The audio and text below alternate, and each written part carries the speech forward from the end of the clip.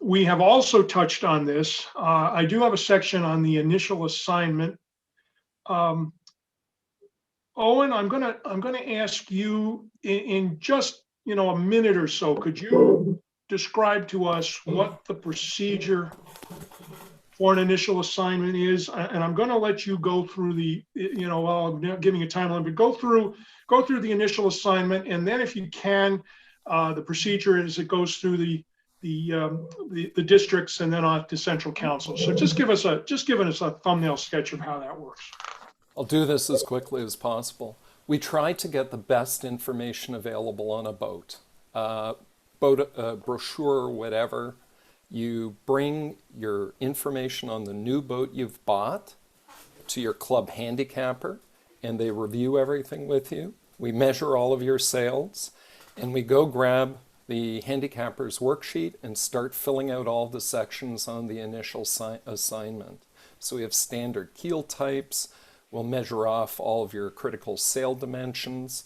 What's really important for us as well is, and I find these all the time, I found one on an Antrim 27 we've had on the lake for a couple of weeks.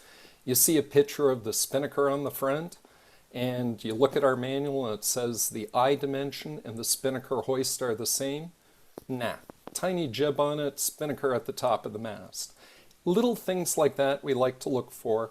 We crunch it into the handicapper's model, and then we go to a comparison worksheet where we then say, bring this new boat's data in, and then it, depending on, it's set up so it gives you the basic things we compare, and then pops up a bunch of comparable boats. We have, and those are comparable boats that have a rating on Lake Ontario. We ask you to fill out, which three fit the best. Then we go over to another worksheet where we say, hey, how does this boat rate in other perf jurisdictions? And we look, we do a couple of VPP-like formula calculations and so on, and we come up with an initial rating for the boat. We then tack on a 6-second per mile penalty to protect the fleet, and come up and take that document and either have a district meeting and talk to it with other handicappers, or you can go on the web forum, have it discussed there with all the pertinent information for it. And lastly, you can also do a 3-handicapper consensus, should be in person or in a Zoom meeting so that we can talk about it. Then it gets pitched up to the entire membership of Central Council and the Central Council to be reviewed. And then finally we can say, yeah, we've got a rating for you. So that usually takes a month. We had one boat in the last year that we crunched through in a week because, and did it at the Central Council level because it was very unique.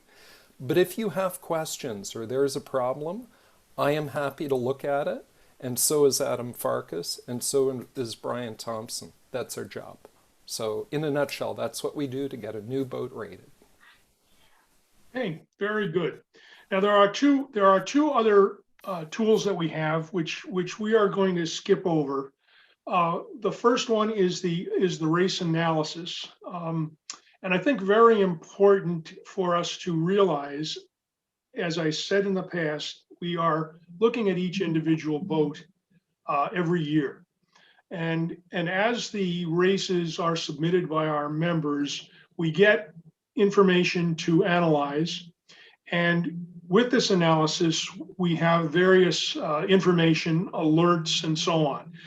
Now, I'm not going to go through all of the requirements for the alerts, but if it does come up for an alert, the boat is examined. I believe it first goes to the districts that it resides in, and then it goes on to Central Council. And in this way, the alerts and the analysis gives us the alert, which then gives us a trigger to do an analysis of the boat's rating. It's an involved process. We're not going to go any further than that. We also have a series of reports that are on the website that show all kinds of things. So if you have a sailor that's unhappy with his rating, and are aware of how to use these reports, sometimes you can just show them and say, look, this is how you're sailing as opposed to this guy on the other side of the lake, or this is how you're sailing as opposed to this one. All of these numbers are there. Very interesting and very useful. I also want to just briefly go over the appeals process. Appeals are done, or if everything else fails and a boat is just not happy with their rating, or on the other hand, a competitor feels that their rating of a competitor's boat is incorrect, you can file an appeal. The forms for the appeal are on the website. It is a relatively involved process. It is something that we don't take lightly. It goes through the handicapper, who will encourage or discourage, moves to the district, and then on to central council.